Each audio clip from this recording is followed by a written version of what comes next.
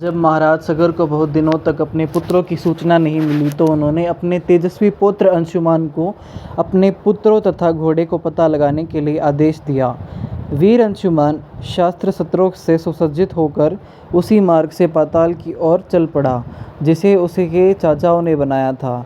मार्ग में भी जो पूजनीय ऋषि मुनि मिले उनका यथोचित सम्मान करके अपने लक्ष्य के विषय में पूछता हुआ उस स्थान तक पहुंच गया जहां पर उसके चाचाओं ने भूमिभूत शरीर की राख पड़ी थी और उस पास ही यज्ञ का घोड़ा चल रहा था।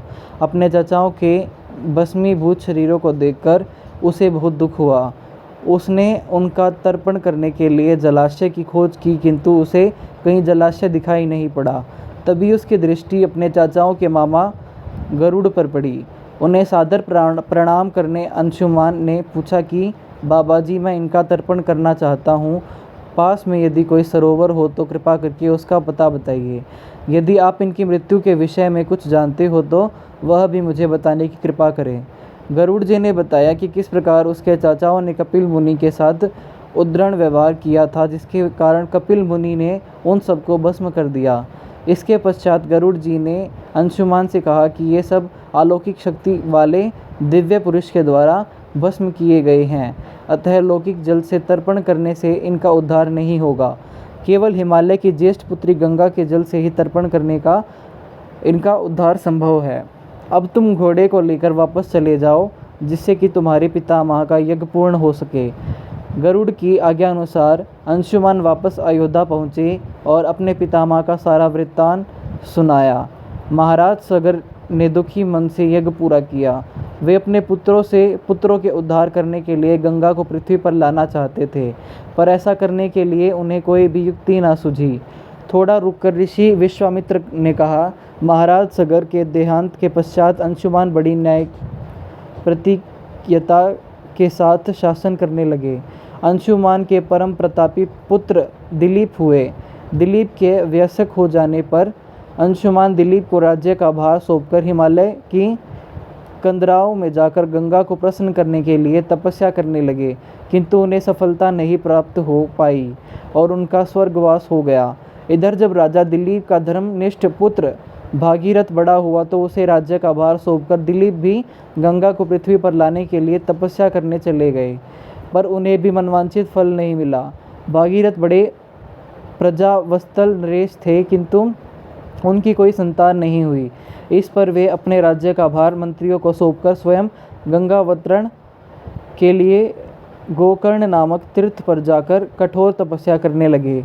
उनकी अभूतपूर्व तपस्या से प्रसन्न होकर ब्रह्मा जी ने उन्हें वर मांगने के लिए कहा। भागीरथ ने ब्रह्मा जी से कहा कि हे प्रभु, यदि आप मुझ पर प्रसन्न हैं तो मुझे यह वर दीजिए कि सगर के पुत्रों को मेरे प्रयत्नों से गंगा का जल प्राप्त हो जिससे कि उनका उद्धार हो सके। इसके अतिरिक्त मुझे संतान प्राप्ति का भी वर दीजिए ताकि इक्ष्वाकु वंश नष्ट हो ना हो। ब्रह्मा जी ने कहा कि संतान का तेरा मनोरथ शीघ्र ही पूर्ण होगा, किंतु तुम्हारे मांगे गए प्रथम वरदान को देने में कठिनाई यह है कि जब गंगा जी वेग के साथ पृथ्वी पर अवतरित होगी तो उनके वेग को पृथ्वी पर संभाल नहीं सकेगी। गंगा जी के वेग को संभालने की क्षमता महादेव जी के अतिरिक्त किसी में भी नहीं है। इसके लिए तुम्हें महादेव जी को प्रसन्न करना होगा। इतना कहकर ब्रह्मा जी अपने लोक को चले गए। भागीरथ ने साहस नहीं छोड़ा। वे 1 वर्ष तक पैर के अंगूठे के सहारे खड़े होकर महादेव जी के तपस्या करते रहे। केवल वायु के अतिरिक्त उन्होंने किसी अन्य वस्तु का भक्षण नहीं किया। अंत में इस महान भक्ति से प्रसन्न होकर महादेव जी ने भागीरथ को दर्शन देकर कहा कि हे भक्त श्रेष्ठ, हम तेरी मनोकामना पूरी करने के लिए गंगा जी को अपने मस्तक पर धारण करेंगे। इसकी सूचना पाकर विवश होकर गंगा जी को सुरलोक में परित्याग करना पड़ा।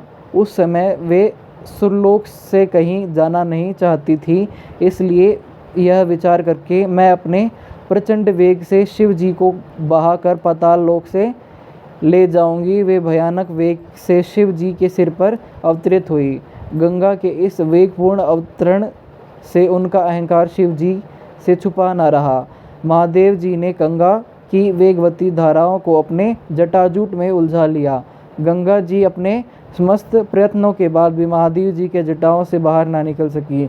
गंगा जी को इस प्रकार शिव की जटाओं में विलीन होते देख भागीरथ ने फिर शंकर जी की तपस्या की। भागीरथ के इस तपस्या से प्रसन्न होकर भगवान शंकर ने गंगा जी को हिमालय पर्वत पर स्थित बिंदुसर में छोड़ा। छूटते ही गंगा जी 7 धाराओं में बट गई। गंगा जी की 3 धाराएं हल्द्वानी, पावनी और नीलिनी पूर्व के ओर प्रवाहित हुई। सुक्षु, सीता और सिंधु नामक 3 धाराएं पश्चिम की ओर बही और 7वीं धारा महाराज भागीरथ के पीछे पीछे चली। जिधर जिधर भागीरथ जाते थे उधर उधर ही गंगा जी जाती थी। स्थान स्थान पर देव, यक्ष, किन्नर, ऋषि मुनि आदि उनके स्वागत के लिए एकत्रित हो रहे थे। जो भी उस जल का स्पर्श करता था भव बाधाओं से मुक्त हो जाता था। चलते चलते गंगा जी उस स्थान पर पहुंची जहां ऋषि जहु यज्ञ कर रहे थे। गंगा जी ने अपने वेग से उनके यज्ञशाला को संपूर्ण सामग्री के साथ बहाकर ले जाने लगी। इससे ऋषि को बहुत क्रोध आया और उन्होंने क्रुद्ध होकर गंगा को सारा जल पी लिया। यह देखकर समस्त ऋषि मुनियों को बड़ा विस्मय हुआ और वे गंगा जी को मुक्त करने के लिए उनकी स्तुति करने लगे। उनकी स्तुति से प्रसन्न होकर जहु ऋषि ने गंगा जी को अपने कानों से निकाल दिया और उन्हें अपनी पुत्री के रूप में स्वीकार कर लिया। तब से गंगा जाह्नवी कहलाने लगी। इसके पश्चात वे भागीरथ के पीछे चलते चलते समुद्र तक पहुंच गई और वहां से सगर के पुत्रों का उद्धार करने के लिए रसातल में चली गई। उनके जल के स्पर्श से भस्मीभूत हुए सगर के पुत्र निष्पाप होकर स्वर्ग गए। उस दिन से गंगा के 3 नाम हुए, त्रिथगा, जाह्नवी और भागीरथी।